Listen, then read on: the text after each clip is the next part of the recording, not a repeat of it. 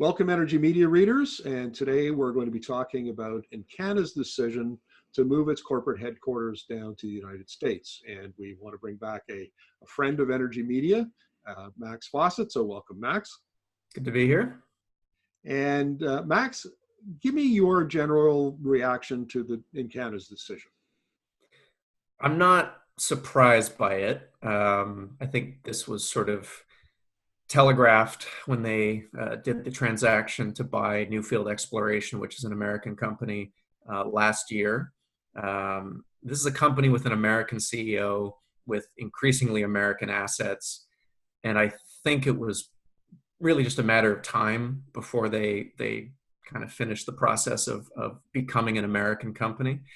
I do think they probably timed it for maximum political damage to the federal government and to try to put pressure on them to change policies, what have you. But I'm not sure there's anything that the feds could have done to stop this, in large part because I think Doug Suttles and his executive team wanted to be in America. They didn't want to be in Calgary. So, obviously the usual suspects are going to make the political hay that they're going to make with this, but I think it's worth looking a little deeper into what's really behind this. And I think it's also worth looking deeper into the fact that Encana is a company ever since they were spun off ever since Cenovus was spun off, a deal that in retrospect looks like a terrible idea, but made a lot of investment bankers quite wealthy. They've just made bad decision after bad decision. The idea of becoming a pure play natural gas company, that looked like a good idea in the late 2000s when natural gas prices were, $6, $8, $10. It's a terrible idea now. And so they then moved into liquids rich gases right at the time when the pricing for that collapsed. Then in 2014, they bought Athlon Energy, which was a US, shale company, right before the market crashed. They paid way too much money for it. And I know Encana's people have defended the transaction, saying that Athlon never would have sold for less than that, but I don't think that's true. I think that's justification. They bought Newfield last year, right before the market took another leg down. They probably could have bought it for half of what they paid. And now here we are with them moving into the US. And this is not just me saying this. So for those who think that I'm, impossibly biased and all the rest of it, they should listen to Stacey McDonald. So Stacey McDonald is a director at Vertical Energy. Stacey lives in Calgary. She works in Calgary. She's on Twitter. And she actually wrote a Medium piece about basically how the U.S. companies were now less attractive investments than Canadian ones. And she had a tweet this morning basically saying, given Encana's track record of always being the last dog at the bowl, this may be the bellwether, the sign that Canadian companies are now going to be the ones that outperform. So yeah, don't listen to me. Listen to her. She works in the energy sector every day. She's a member of Birchcliff Energy's board of directors, and she came out and basically said that this is not necessarily as bad as some people are going to want to spin it as. So the Encana has provided a couple of explanations or rationales for why they moved.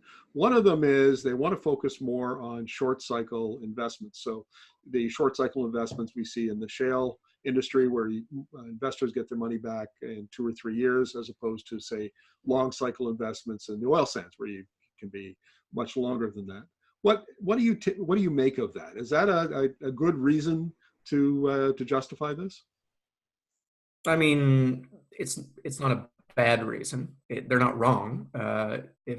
Were I a steward of capital looking to invest in the energy sector, I would probably be more inclined to invest in short cycle assets than longer cycle ones, just given the fact that we don't know what the demand picture is going to look like in 2030.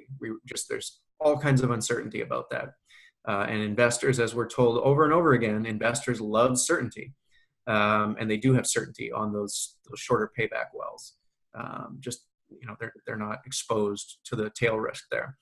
But that said, they could do that and still be domiciled in Calgary. There's lots of shale in Calgary. They're not in Calgary, but there's lots of shale in Alberta. That's not the issue. The issue is market access. Sure, pipelines, absolutely. We know there's progress there. They know there's progress there. So I don't think that's an explanation. I think this is more, you have a leadership team that is American, that just took over an American company, that has taken over American companies in the past, and its DNA has sort of been slowly transformed by these transactions from, the great Canadian Patriot company that Gwen Morgan likes to talk about, into just another American shale company.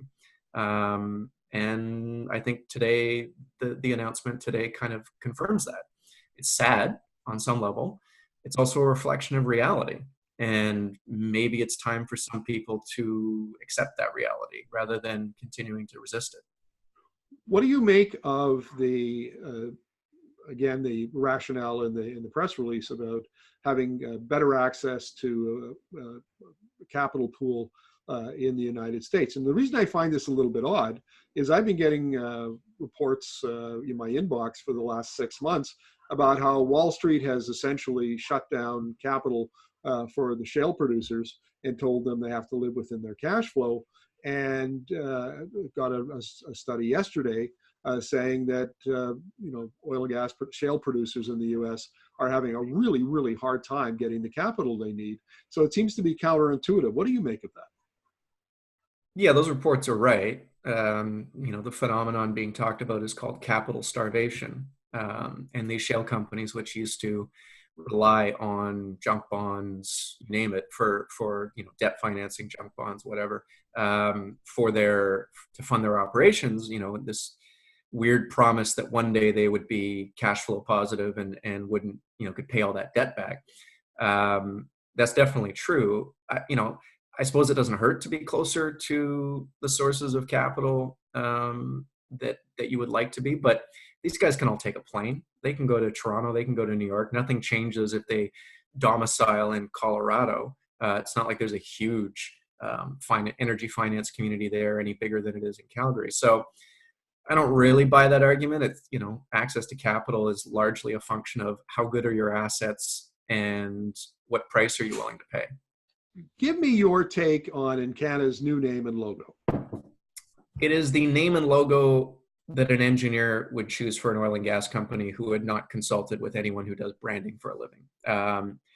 It looks like a pharmaceutical company that sells, I don't know, diuretics or something. It doesn't say energy. It doesn't say prosperity. It doesn't say growth. It says we're going to get sued by the FDA down the road some point. So I don't really understand what the thinking was behind it. But can you actually pronounce that name? Give it a try. Oh boy, you're gonna make me do this. Ovintiv. Sorry. Ovintiv. It's like Otrivin. It's a nose spray. Yeah, the energy sector comes up with a lot of silly names. Obsidian Energy. Sure, it's at least it has some sort of geological connection. My favorite was always Hurricane Hydrocarbons. That was back in the early 2000s. But if you're going to rebrand, have some fun with it. Don't sound like you're a third-tier pharmaceutical company. Or as you say, a nose spray. Or a nose spray, yeah. But maybe that speaks to the genius of leadership there, that they decided to do this rebrand and spent $9 on the rebrand. Max, thank you very much for this. We'll look forward to chatting with you in the future about the oil and gas sector. Happy to be here.